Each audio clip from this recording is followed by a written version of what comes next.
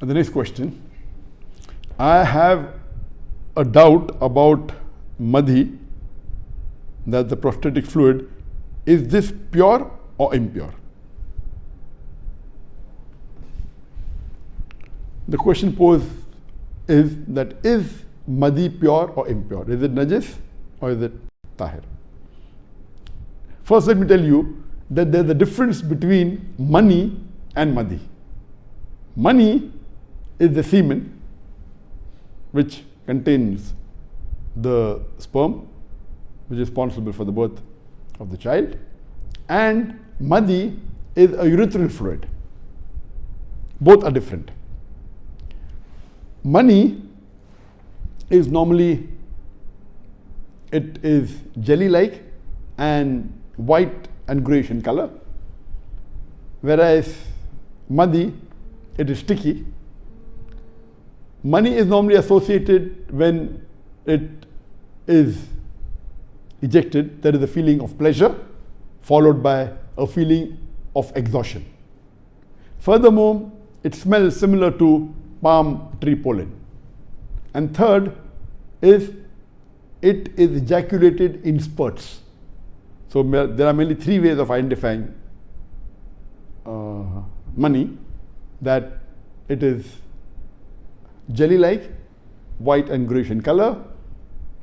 Number two, it has a feeling of pleasure when it's ejaculated, and it is followed with a feeling of exhaustion. It smells similar to palm tree pollen. And fourth, it is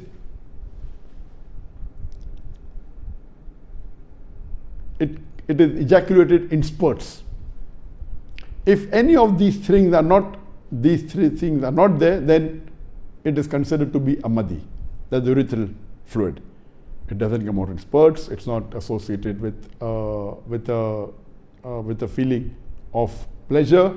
It doesn't have a feeling of exhaustion. It doesn't smell like pollen. It doesn't smell like palm tree pollen. This normally Madhiy occurs when a person may think about or may get sexually excited. This fluid comes out. Regarding whether is it pure or impure, as far as when a person ejaculates semen, Maniy, it is called a ceremonial impurity, janaba. It is compulsory that he should have ghusl to get pure. If Maniy is ejaculated, in the Islamic ruling there are various hadith, having ghusl is compulsory. But if Madhiy comes out, then only washing that private part is sufficient and doing wudu is sufficient. Ghusl is not a fard.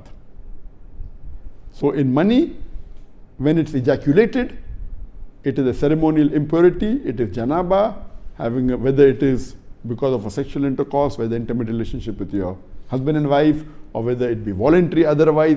If it is ejaculated, it is fard that ghusl should be done to get pure. In Madhiy, only washing the private part is sufficient and doing wudu is sufficient. Regarding Maniy per se, is it pure or impure? Is it najis or tahir? In this, there are differences of opinion. According to the Shafi school of thought and one view of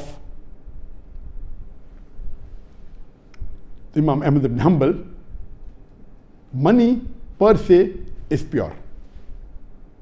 But according to the Hanafi school of thought and one view of Imam Ahmad ibn Hanbal, it is impure, but after it dries, you can scrape it and that is sufficient. According to the Maliki school of thought, it is impure and you should wash it before that thing becomes pure.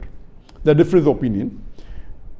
The reason that the Shafi and one school of thought of the Hanbali school of thought has said it is pure is based on a hadith of Hazrat Aisha, which occurs in Sahih Muslim, that the Prophet, peace be upon him, once when there was money on his garment, it dried and he scraped it off. The hadith is saying that Hazrat Aisha, may Allah be pleased with her, she said she saw the Prophet, when Maniy was there, he washed that portion of the garment and he went for prayer. That means he didn't wash the full garment, he only washed that portion, and she could see the mark of the washed portion. There are hadith in saying that there was Maniy on the dress of the Prophet took oud and he applied on it, he didn't wash it. So based on these various narrations, according to the Shafi school of thought and one group of view of Ahmad ibn Hanbal, and even according to Shaykh al-Islam ibn Taymiyyah, that Maniy per se is pure. And what they say, that how can, there are many people who are pious, there are messengers, and there are religious people, there are sahabas. So how can a messenger or a pious person be born out of impurity? And that's logical. How can a human being be born of impurity when every human being is Masoom? And especially the messengers of Allah and the religious people.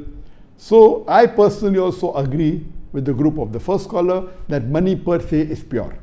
And the hadith is very clear that the Prophet did not wash it at times. He put oud on it, that is sufficient. When it dried, he scraped it. So I do agree with those group of scholars who say that Maniy per se is pure.